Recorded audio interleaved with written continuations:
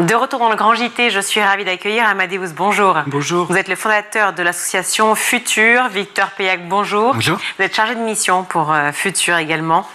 Votre association porte une vision très engagée pour la cause animale, mêlant, mais vous allez nous dire vous-même, véganisme, écologie, pédagogie, mobilisation citoyenne, une sacrée mobilisation. D'ailleurs, vous verrez évidemment sur les comptes Insta et sur le site de l'asso de nombreuses vidéos qui vous font part de vos mobilisations et vos engagements par rapport à la cause animale et environnementale, et les deux sont souvent liés évidemment. On parle d'ailleurs beaucoup d'écologie, on parle beaucoup d'environnement, de biodiversité, mais est-ce que réellement on parle suffisamment des animaux? C'est ma question. Voilà, c'est vrai que c'est un peu un tabou dans notre milieu écologiste. On parle de l'écologie, de la biodiversité, du réchauffement climatique, mais on ne parle pas souvent des animaux, en tout cas de la consommation des animaux. On peut en parler comme biodiversité, comme des espèces qu'il faut préserver parce qu'elles sont en voie d'extinction, mais c'est toujours dans l'intérêt de l'humain. Et c'est pas pour eux-mêmes. Et en fait, nous, on est une association qui défendons les animaux pour eux-mêmes. Et du coup, on pense notamment qu'on peut pas être écolo et manger des animaux, déjà d'un point de vue écologiste, parce que c'est le réchauffement climatique, il est notamment dû à l'élevage. La perte de biodiversité, elle est en premier. La raison, c'est l'élevage. Et on pense qu'on peut pas être aussi écolo et manger des animaux parce que écologiste, c'est penser pas que à notre humanité, c'est pas être anthropocentré, mais c'est être aussi l'humanité qui n'est pas le tout-puissant et que les animaux ont leur place sur cette planète. De nombreux enfants en France grandissent dans les villes, dans les grandes villes comme Paris, Lyon ou Marseille, mais dans les petites villes aussi, assez loin finalement des fermes, assez loin des élevages, de la culture en fait, des animaux, de la culture céréalière, enfin de tout ce qui est en lien avec la nature.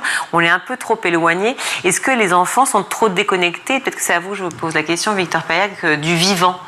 Oui, c'est certain qu'ils sont trop déconnectés du vivant et même ils ont parfois une mauvaise vision du vivant. En général, quand on est enfant, l'appréciation qu'on a des animaux, elle est plutôt positive et on réalise pas qu'en fait dans notre alimentation, on nous pose même pas la question souvent, on mange des animaux morts en fait, donc toute alimentation carnée, également le lait, les œufs et tous les produits d'origine animale. Et nous, ce qu'on essaye justement de montrer, c'est qu'on devrait retourner à cette empathie qu'on a dès la jeunesse, c'est-à-dire se dire que c'est pas normal en fait de consommer un animal qui est mort à partir du moment où on n'en a pas besoin. Et donc oui, il y a une déconnexion et même on a des lobbies de l'agroalimentaire, Interbev pour n'en citer qu'un, qui interviennent dans les écoles un peu partout en France pour au contraire dire que c'est nécessaire de consommer de la viande, qu'il faut continuer à le faire et qu'il n'y a aucun souci éthique à consommer de la viande. Et nous, avec Futur, on a une campagne qui s'appelle donc Pédagogie du futur, où justement on propose des ressources gratuites disponibles pour les parents, pour les enseignants et accessibles aux enfants, qui permettent justement de refaire le lien entre les enfants et la biodiversité, le vivant et les animaux, et de montrer qu'en effet on peut manger et consommer différemment. Alors justement, quand il s'agit de liens, j'aimerais parler de ce lien entre ceux qui sont à la fois parents et ont envie d'amener le meilleur pour leurs enfants. Donc on se dit les protéines, les vitamines, les minéraux, les 5 fruits et légumes par jour, etc. Et puis la réalité de ce que c'est entre le steak haché qui arrive dans l'assiette et le fait de dire, tu vois, là, tu es en train de consommer effectivement un animal mort. C'est un moment de sidération pour l'enfant. Donc certains parents disent, oui, il faut en parler, mais d'autres disent, mais c'est quand même un choc. C'est extrêmement violent, aussi un choc moral. Comment aborder le sujet ? Tout simplement en leur disant que c'est pas la peine d'en manger et que c'est tout à fait possible de ne pas en manger. Moi, je dis une phrase souvent, c'est que je connais le jour où j'ai arrêté d'exploiter, de manger des animaux, mais je connais pas le jour où on m'a éduqué, même forcé, entre guillemets, à manger des animaux, parce que si à l'âge de 3 ans, on m'avait demandé « Est-ce que tu veux tuer cette poule ?» J'aurais dit non, j'aurais pleuré.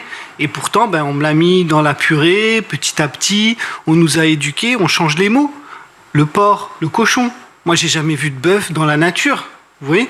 Et du coup, on éduque sans le vouloir. C'est la société qui est comme ça, parce que c'est ce qu'on appelle le spécisme, on pourra en discuter, qui nous a éduqués à ça. Et du coup, pour les enfants, après, tout dépend du choix qu'on veut. Mais comme je dis, moi, c'est pas un choix personnel, c'est un choix forcé. En fait, moi, on m'a pas demandé est-ce que je voulais manger des animaux. Alors, vous en avez parlé avec vos parents, justement, de ça ? Oui, eux, ils en mangent toujours. Oui. Et quelle a été la première réaction lorsque vous leur avez dit « Mais moi, je n'en ai pas demandé et donc je refuse ». Alors, mes parents, c'est marrant parce qu'ils ont une éducation très libre. C'est des 68 arts. Mais sur ce sujet, ça crée un peu tension. Vous voyez, il y a des sujets comme ça, alors que tout le reste, ils m'auraient dit tu prends des drogues ou je sais pas quoi, ils auraient été d'accord. Oui, alors ça, nous ne sommes pas d'accord du tout à la télévision, évidemment. Moi non plus, mais j'en ai pas pris.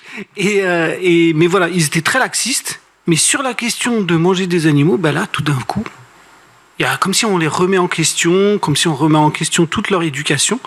Et voilà, et donc c'est un sujet très tabou, très touchy. Sujet très tabou. Quand on fait le lien avec l'écologie, peut-être qu'on peut toucher davantage de personnes. L'élevage est responsable d'environ 14 à 15% des émissions mondiales de gaz à effet de serre. Pour vous, la question animale est avant tout une question écologique, Victor ? C'est une question à part entière, c'est une question qui est une question éthique. Nous, avec Futur, on l'aborde avec un point de vue éthique, mais c'est aussi une question, en effet, qui est très liée, vous avez cité les chiffres, à la question écologique, à la destruction du vivant, à la destruction des sols, l'acidification des océans, etc. Donc, en fait, il faut réussir à mêler les deux. Mais ce qui est difficile actuellement, c'est que dans les luttes écologistes traditionnelles, même dans la tradition écologiste politique telle qu'elle existe, on a tendance à considérer le vivant comme une ressource, et donc on ne se pose pas la question des individus, mais des quotas. Donc, on peut pêcher tant de pourcentage, tant de tonnes de poissons. On peut réintroduire tant d'animaux, puis s'ils sont tués, c'est pas grave, on en met tant. Nous, on pose vraiment la question des individus. Ces individus, ils ont le droit de vivre à part entière, et c'est ça qu'on veut défendre. Donc c'est à la fois une question écologique, mais c'est aussi une question éthique à proprement parler. Et c'est une question économique aussi, peut-être, non ? Aussi économique, parce que c'est vrai que le 80% des ressources agricoles mondiales, des terres agricoles, sont utilisées pour l'élevage. Et du coup, on pourrait nourrir beaucoup plus de gens. Les matières premières coûteraient beaucoup moins cher, parce qu'en fait, on crée des terres agricoles pour nourrir des animaux qui, après, on va les nourrir. Et du coup, en fait, c'est un gaspillage énergétique, économique. Et même en plus des deux questions éthiques et écologiques, il y a la question aussi sanitaire. Manger des animaux, c'est pas bon pour la santé. Et même moi, encore plus, c'est une question pour l'humanité. Parce que je pense que tant qu'on aura une logique de domination et de prédation envers les animaux, il y aura une même logique de domination et de prédation envers les humains. Je pense qu'avant même d'avoir été raciste, sexiste, l'humanité était la première discrimination qu'on a faite. En fait, c'était envers les animaux. C'est là qu'on a exercé notre première violence. Et elle a engendré peut-être, ça je n'ai pas la réponse, je ne suis pas... mais peut-être des logiques de domination et de prédation envers les humains entre eux. Et du coup, nous, on le fait pour les animaux, pour l'écologie, mais aussi pour notre humanité. Et oui, entre nous aussi malheureusement. Vous œuvrez effectivement alors à la fois à sensibiliser, mais aussi à proposer des alternatives, notamment comme le Sanctuaire du Futur. Un petit mot dessus. Alors le Sanctuaire du Futur, c'est qu'en gros, nous on est sur le changement culturel, on veut changer les représentations, et on a compris que c'était difficile dans notre société, donc on essaye de trouver des alternatives, comme vous l'avez dit. Et là, on s'est dit, il y a eu une évolution de la représentation du chien sur les 2 derniers siècles. On est passé des chiens errants qui ont la rage, à qui on veut jeter des cailloux, ils nous font peur, aux chiens qu'on veut dorloter, le meilleur ami de l'humanité. Et en fait, on pense que le fait d'avoir introduit ces animaux chez les particuliers, grâce à la SPA, 30 millions d'amis, tout ça, ça a changé notre regard sur eux. Et donc nous, avec Futur, on veut faire de même avec les animaux de ferme. Et donc on veut aider des particuliers à adopter des animaux de ferme chez eux, un cochon à la maison, et des poules dans le jardin. Et comme ça, on pense que ça va faire évoluer notre regard sur les animaux. Récemment, la viande chevaline a diminué. Les boucheries chevalines sont en perdition totale parce que les chevaux sont rentrés dans notre vie. Il y a eu beaucoup d'adoptions de chevaux. Et voilà, on a un peu cette même approche. Vous avez aussi d'autres alternatives ou d'autres propositions que vous faites effectivement avec les fermes de rescapés ? Oui, avec les foyers en fait. Donc on a une centaine de foyers qui ont récupéré des animaux, souvent issus de sauvetage, un peu partout en France. Et depuis peu, on propose aux particuliers de parrainer ces animaux, parce que vous l'avez dit, quand on est dans des grandes villes, en région parisienne, on n'a pas forcément l'espace pour avoir des animaux de ferme à la maison. Mais par contre, on peut parrainer un animal qui a été sauvé d'un abattoir, sauvé d'un élevage, sauvé d'un laboratoire d'expérimentation. Et donc, ça permet de venir le voir une fois par an, mais surtout de se renseigner, de voir comment il vit et de voir que finalement, les différences entre un animal qu'on a catégorisé de ferme et qui était destiné à être mangé et comme l'a dit Amadeus, un animal qui était un animal de compagnie, comme on les définit, donc principalement les chiens et les chats, il y a très peu de différence. Et on peut tout à fait cohabiter avec un cochon comme on peut cohabiter avec un chien et se rendre compte que c'est des individus à part entière dont on devrait plutôt souhaiter le bonheur plutôt qu'essayer de les exploiter ou de les tuer pour les consommer. Alors, je ne sais pas quels sont vos âges, je ne demande absolument pas, mais est-ce qu'en revanche, vous constatez une différence de regard à travers les générations ? Moi, ça fait 24 ans que je suis végane. Il y a eu une évolution, mais énorme. Pour les gens qui deviennent véganes, là, ils sont énervés, ils se disent ça change pas assez vite. Nanana. L'évolution, elle est énorme. C'est-à-dire que moi, il y a 20 ans. Dans le bon sens, selon vous. Dans le bon sens. D'accord. Et ça va être exponentiel.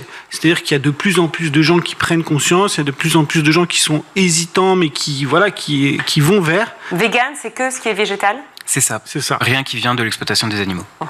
D'accord. Et vous aussi, de votre côté, parce que je ne sais pas si vous avez le même âge ou pas, mais voilà. Donc, de votre côté aussi, c'est pareil. En fait, il y a une vraie conscience parce que entre ce que l'on voit effectivement sur Insta, TikTok &Co, où on est hyper engagé, hyper sur la cause, effectivement, soit animale, soit sur le sexisme, soit un peu moins d'ailleurs sur le sexisme malheureusement, mais en tout cas, il y a des engagements qui se font. Est-ce que en réalité, sur le terrain, vous voyez cet engagement? Oui, et moi, ça fait un peu plus de 10 ans que je suis végane, donc j'ai commencé à être végane assez jeune. Et on a vu aussi des alternatives qui se sont créées qui n'existaient pas avant. Ça a quand même facilité pour les consommateurs la possibilité de manger végane. Moi, mes parents qui sont pas véganes, qui sont végétariens, mangent avec moi végane assez régulièrement, enfin quand je suis encore avec eux, et puis même pour mon entourage. Et puis on a quand même une génération qui justement a été très sensibilisée sur les enjeux de climat, et c'est quand même des enjeux qui sont assez liés. Donc on a en effet, pour ma génération, des personnes qui se mobilisent de plus en plus. Et on a créé notamment un réseau de militants qui s'appelle Futurs Militants, avec un groupe spécifique à la jeunesse, parce qu'on a des demandes de personnes qui ont 12, 14, 15 ans, qui ont envie justement de se mobiliser pour les droits des animaux, et on leur propose de s'investir avec nous sur ce sujet. Pousser, aller jusqu'à effectivement enseigner le bien-être à l'école, bien-être animal à l'école, ce serait possible pour vous? Autant que l'histoire et les maths? Bien sûr. C'est une campagne de futur qui s'appelle Pédagogie du futur, où on a deux sites principaux. Les aventuriers de la biodiversité, on explique un peu les enjeux écologiques et animalistes pour les professeurs, mais aussi pour les parents. Et pédagogie cantine verte, où il y a l'option végétarienne, pourquoi, comment et pourquoi ça peut être bien pour les enfants. Merci beaucoup à vous deux d'être venus sur le plateau du Grand JT. Amadeus, fondateur de l'association Futur. Également Victor Paillac, chargé de mission chez Futur. Merci à tous les deux pour votre engagement et d'être venus sur School TV.